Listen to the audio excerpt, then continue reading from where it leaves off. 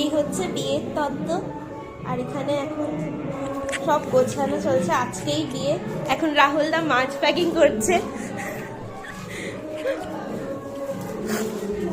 আজকে সকাল থেকেই সবাই লেগে পড়েছে।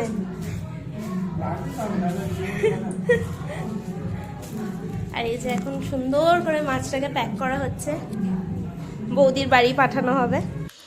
এই ভিডিওগুলো কিন্তু 6 তারিখের সকালবেলার, কিন্তু যেহেতু এত এনজয় করার পরে আমি কলকাতা চলে গেছিলাম, আমি আর এডিট করতে পারিনি।